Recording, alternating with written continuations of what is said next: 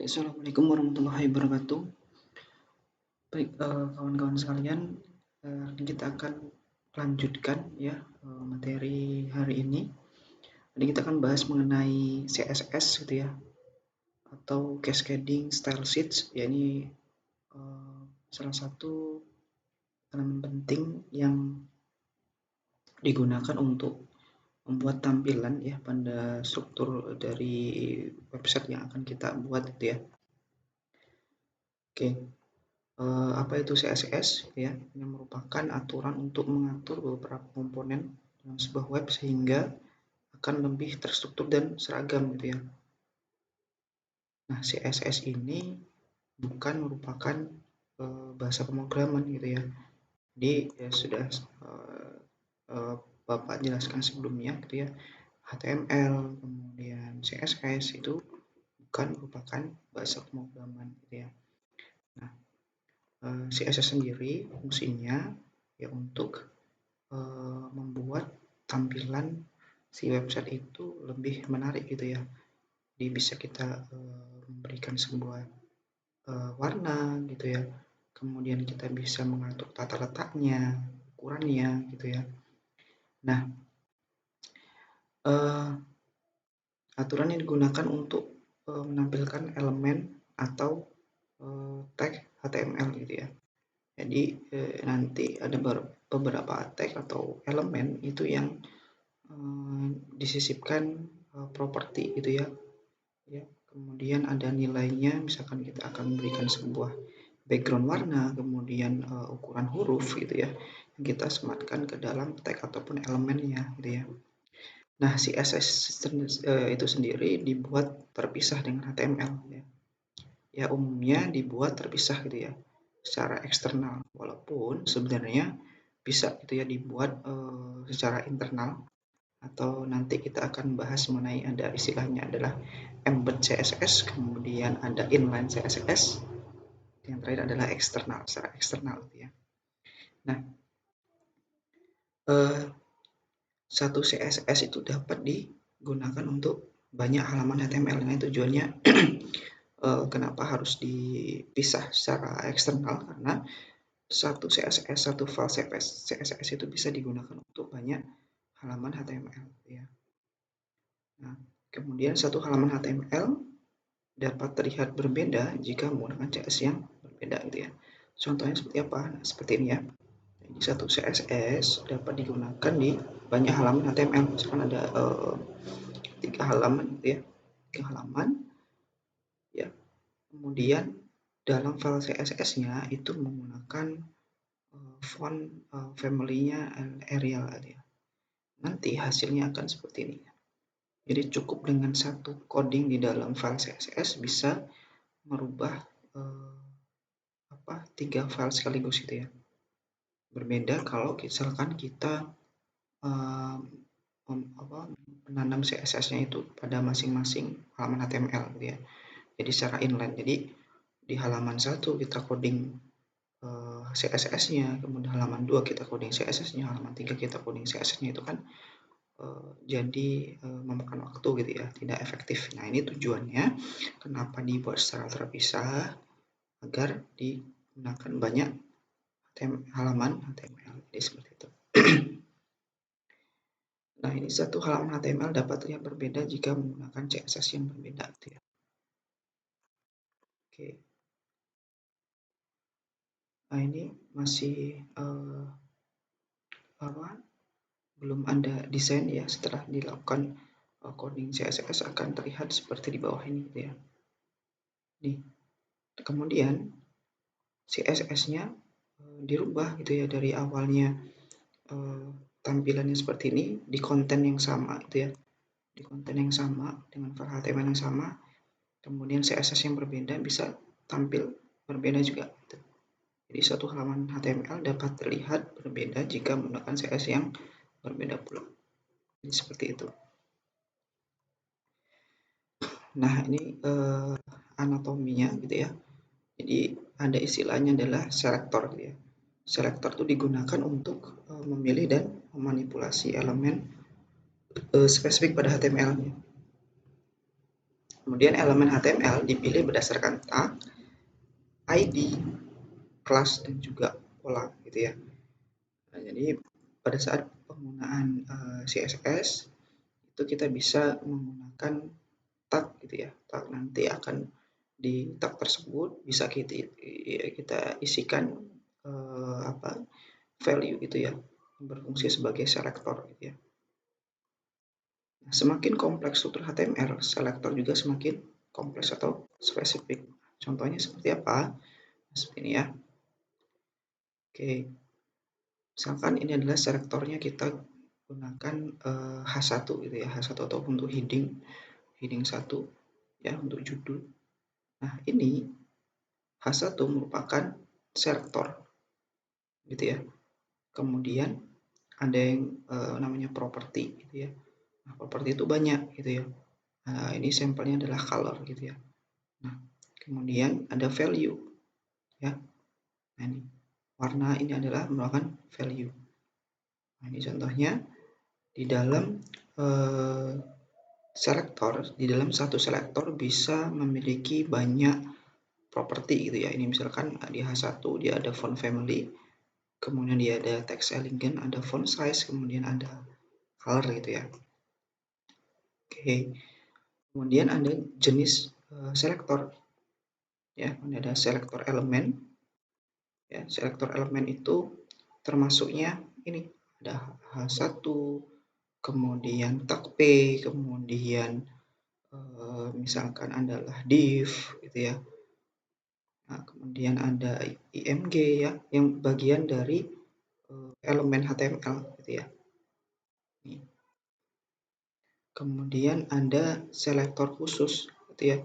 Nah, selektor khusus nanti dia diawali dengan simbol gitu ya. Kalau ini hash atau pagar itu nanti pada saat penulisan pemanggilan CSS di dalam HTML dia cirinya menggunakan ID ya.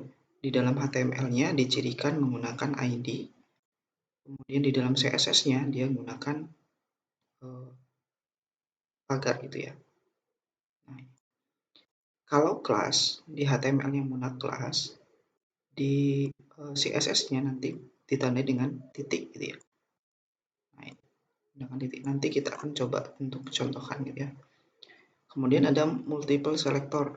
Nah, artinya dalam satu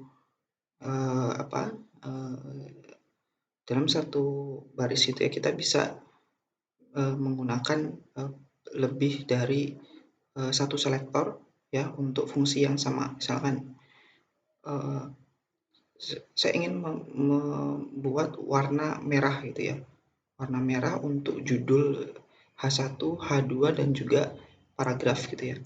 Nah, ini bisa digabung saja H1, H2, P, dan nanti bisa digunakan colornya adalah warna merah. Jadi cukup sekali saja namun mengandung beberapa selektor ya. Kemudian ada yang namanya descendant selector. Nah, ini descendant selector itu ya bisa lebih dari satu selektor, ini hampir sama gitu ya. Nah, bedanya di descendant selector ini dia bisa dikombinasikan antara custom CSS. Jadi contohnya adalah dia menggunakan titik yang artinya adalah kelas, kemudian ada P ya. Nah, jadi cara bacanya adalah P gitu ya. Pada tag P itu nanti akan diberikan nilai value ya pada kelas call EM gitu ya. Jadi call EM ini adalah kelas induknya. Nah, di dalam call EM ini nanti ada P gitu ya. Atau ini ada UL, LI, A. Artinya yang akan diberi nilai value pada CSS-nya adalah tag A ini. Karena A itu berada di dalam LI, LI berada di dalam UL. Nah, gitu ya. Jadi saling menginduk. Tapi yang akan dieksekusi adalah yang A. Gitu ya. Itu descendant selector. Nah, Ini ada properti dan juga value itu ada banyak sekali ya. Kawan-kawan bisa kunjungi website di w3school.com. Nah, itu ada banyak sekali gitu ya jenis-jenis properti apa saja dan juga value-nya gitu ya. Nah, ini macam ada 350 lebih. Jadi kawan-kawan sekalian tidak perlu dihafal, silahkan dicari saja di apa library-nya gitu ya untuk kebutuhan kawan-kawan sekalian gitu ya. Nah, ini Anda menempatkan CSS. Nih, ini yang akan kita coba buat. Jadi menempatkan CSS itu ada 3 jenis ya, bisa secara embed. Ini ditandai dengan style ya. Nah, embed ini biasanya letaknya itu di bagian head gitu ya. Di bagian head. Jadi langsung kita tanam CSS di dalam sini. Gitu ya. Selektornya kita langsung taruh di sini gitu ya, propertinya, value-nya langsung di dalam sini. Kemudian kalau inline, nah inline ini yang sudah pernah kita buat ya, atau sudah kita pernah implementasikan sebelumnya gitu ya. Jadi langsung di dalam tag-nya ya. Jadi langsung di dalam elemennya itu mengandung CSS ya, ditandai dengan style ya. Kemudian mengimplementasikan propertinya gitu ya. Propertinya apa? Seperti itu. Penggunaan embed atau inline ini apa ya? Tidak disarankan gitu ya kalau website yang kawan-kawan buat itu kompleks. Gunakan sesekali saja kalau dirasa memang itu butuh perbaikan secara cepat atau mendadak gitu ya. Oke, ini karena sejatinya si CSS sekali lagi itu biasanya dibuat secara eksternal atau terpisah gitu ya. Kalau halamannya banyak cukup dengan satu file CSS ya, dalamnya sudah lengkap gitu ya, tidak perlu nanti melakukan coding CSS di masing-masing halaman ya. Nah, ini kita akan coba ketiga jenis ini, ada embed, inline, dan juga eksternal. Oke, sini kita akan coba untuk embed ya, di bagian embed CSS. Nah, ini kawan-kawan sekalian silahkan buat di praktikum. Praktikum adalah folder P5 ya, folder P5, kemudian langsung dibuka saja project-nya.